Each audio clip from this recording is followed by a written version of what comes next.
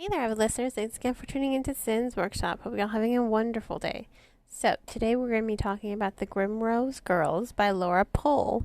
This is a modern and contemporary take on fairy tale retellings following four young girls in at a boarding school in Switzerland, only to discover that they are destined to gruesome ends as they find themselves reenacting elements of their respective fairy tales. And I think that that's really cool. I mean, you have Aurora, you have Sleeping Beauty, you have Belle, you have Cinderella.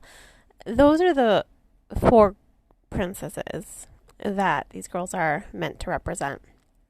And what I love about it is that Pohl is able to really establish which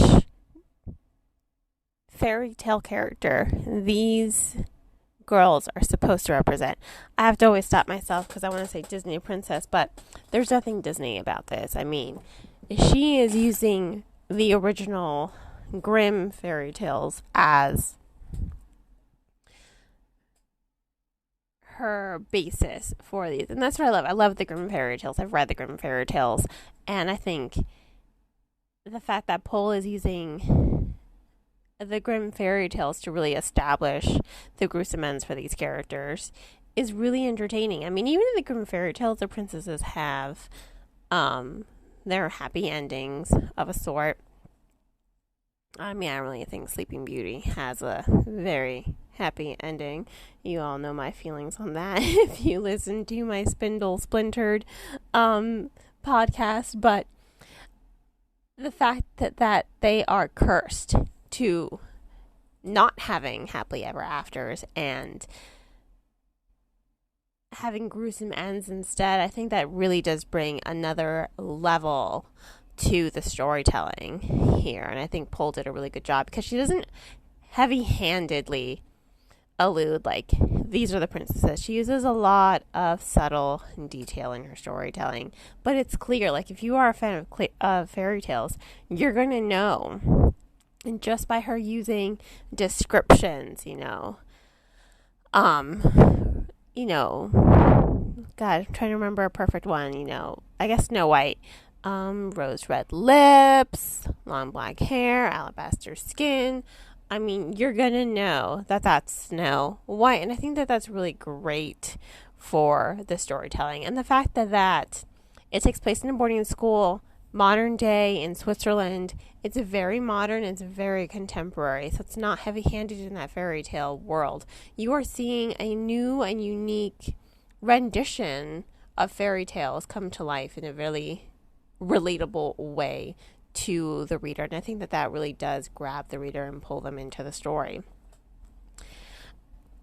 What I also really liked is these are four distinct characters. I mean, the story is somewhat haunting. It is somewhat atmospheric. It does have that kind of gothic atmosphere. It's haunting. It's mysterious. It starts with a funeral. And then the girls begin to think, well, what if our friend didn't commit suicide? What if she was murdered? And then they find the book, and then they discover they're all cursed. Well, not that they are cursed, but this academy itself is cursed. And as these girls are trying to unravel this bigger mystery, they have to deal with their own issues as well. One character has fibromyalgia, others have OCD, others have severe cases of anxiety.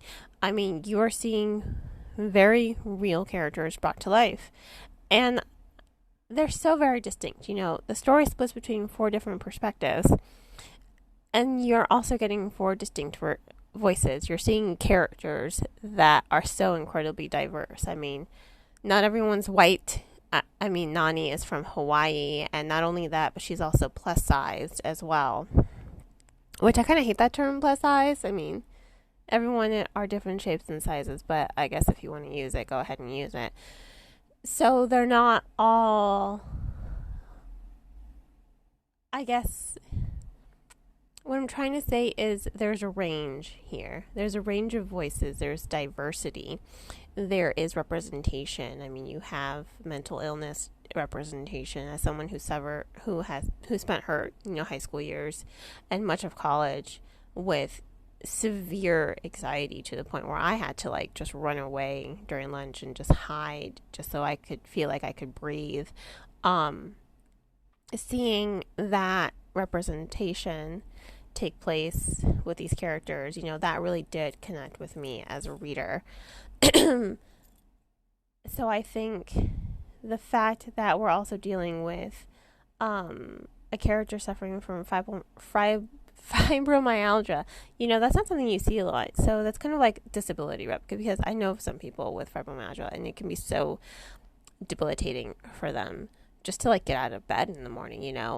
It's such a chronic pain, and I think it's really good to see that kind of representation here, and it's very real. It's not sugar-coated either. So I really love the representation that's going on in the story. It gives the characters more value. It gives the characters more realism, and it makes them more relatable to the reader. And this is also a lot of queer representation as well. You have bi, pan, ace, and lesbian characters, and I think that that's so great to see such a range of characters in this story. And I really did love it, as someone who is bi herself and who's married to a man, you're seeing a bi character in here, and the bi character is attracted to a man, which I think is really unique. I think a lot of people tend to think like, oh, when you're bi, you're just experimenting. No, that's not the case at all. So I really do like the range that the characters are offered. I like the diversity that is offered in the story, and it really does grab the reader again. You really are able to connect to these characters. You can visualize them. You can relate to them. You can even be friends with them. I mean, they are so realistic that at times it's hard to forget that you're not reading something that's not real. But that's, for me, a good note on a story. And that ending, ooh, I didn't see that ending coming. I like that Pohl doesn't just use the traditional stories, like Snow White and Cinderella, Rapunzel, Sleeping Beauty. She uses other ones as well. So these are other fairy tale characters. And I'm just like, yay. So that really did connect to me as a reader. Really looking forward to the second one. So I have to give this one 4 out of 5 stars. I can't wait to see how the story is going to play out. It's just a duology. So the second book is supposed to be the end. Really excited to see how it's going to play out.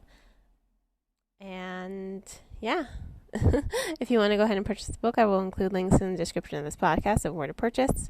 And on that note, I hope you all continue to support me by liking this podcast, subscribing to it, and sharing it with all your book loving friends. You can also become a supporter on Buy Me a Coffee or Anchor FM, my recording platform.